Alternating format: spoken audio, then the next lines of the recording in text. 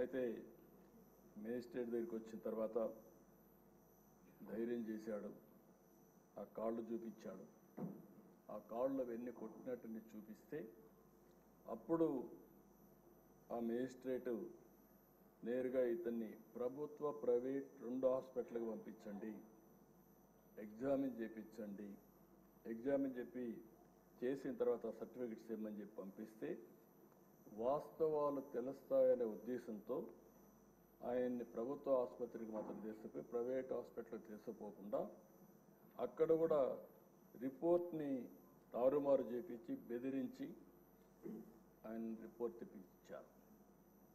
ఆ రిపోర్ట్ వస్తానే 16వ తారీఖున జైలుకు పంపించారు. ఇదే సమయంలో సమాంతరంగా హైకోర్టులో కూడా ఈ కేసు జరుగుతూ ఉంది.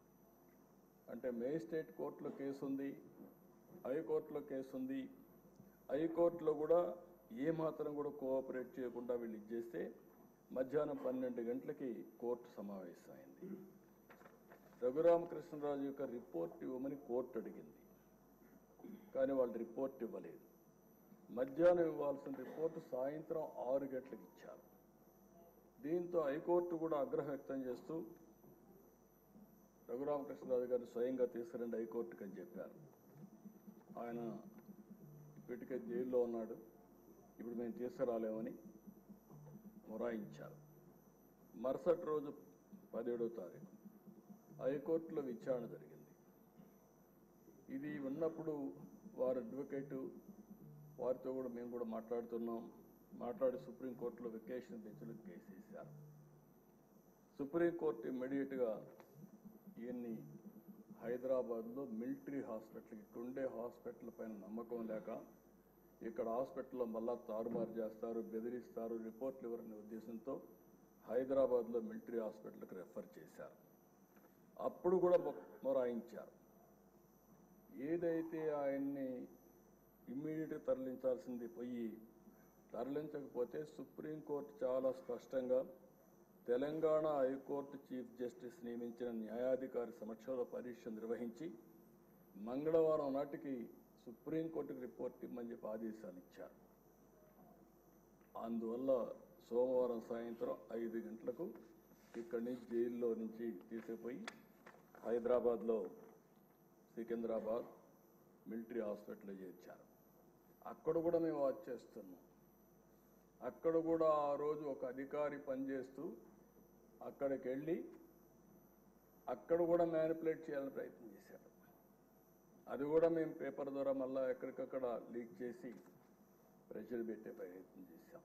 సభ్యతగా ఉండదని ఆ వ్యక్తి పేరుని చెప్పడం లేదు, కానీ ఆ వ్యక్తిని తీసుకొచ్చి ఎక్కడికక్కడ ఒక పవిత్రమైన దేవాలయంలో అధికారిగా పెట్టుకుని ఎలాంటి లాబీలు చేయించే పరిస్థితికి వచ్చారు. అంటే ఎంత దుర్మార్గంగా ప్రవర్తించారో అంత దుర్మార్గంగా ప్రయత్నించే పరిస్థితికి వచ్చారు. అయితే అవన్నీ చూసిన తర్వాత నెక్స్ట్ డే 3 రోజుల వరకు ఆయన ట్రీట్మెంట్ ఇచ్చిన తర్వాత సుప్రీంకోర్టు బెయిల్ ఇచ్చే పరిస్థితికి వచ్చింది.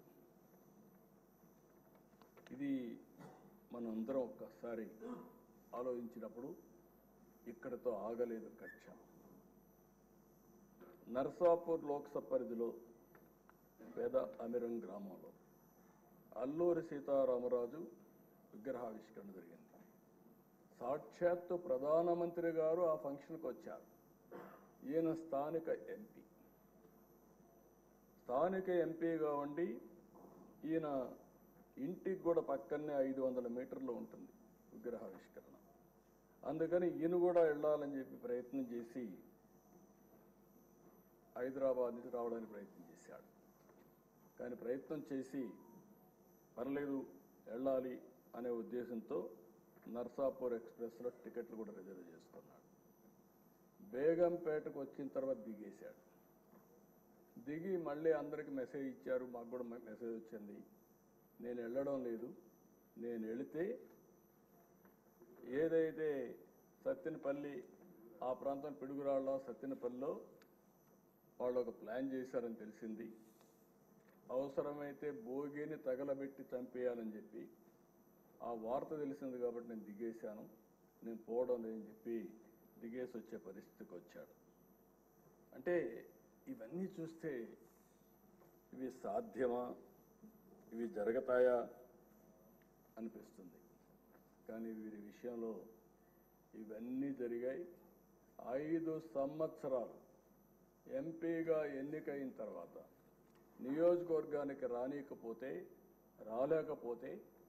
కడాను రచ్చబండ పెట్టి ప్రజలకు జరిగిన విషయాలు జరిగినట్టు చెప్పి ప్రజల ఆదరణ పొందిన వ్యక్తి ఈ రఘురామ్.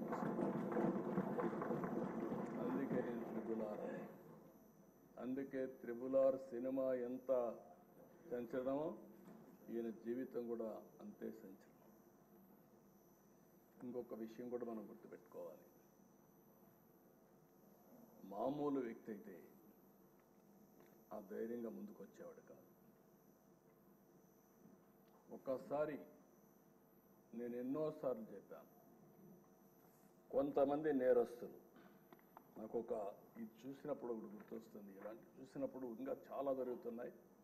అవి చూసినప్పుడు నాకు ఎప్పుడు కూడా దేశంలో ఎక్కడన్నా జరిగిందా అని నేను అధ్యయనం చేశాను. ఇక్కడుండే శాసనసభ్యులు 5 కోట్ల ప్రజలు కూడా అర్థం చేసుకోవాల్సిన అవసరం ఉంది.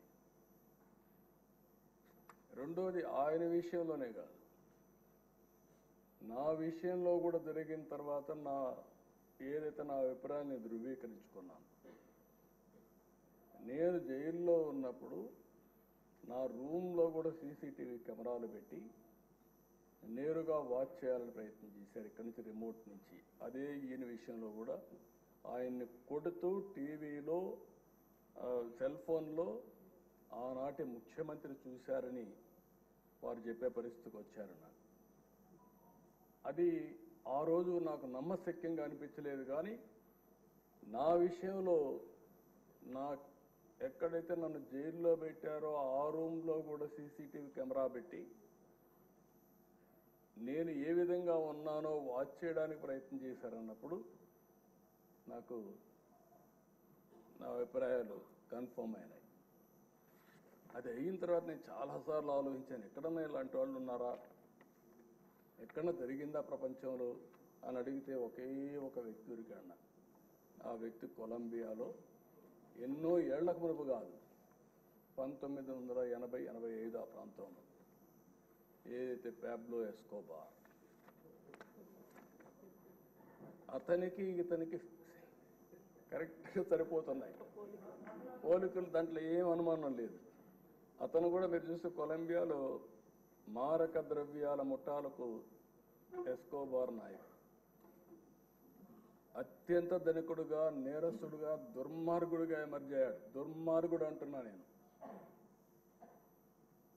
ప్రపంచ మార్కెట్లో 80% కోకైన్ వంటి మారక ద్రవ్యాలని తయారు చేసి సరఫరా చేసి మొత్తం ప్రపంచంలోని డ్రగ్ స్మగ్లర్గా తయారయ్యాడు.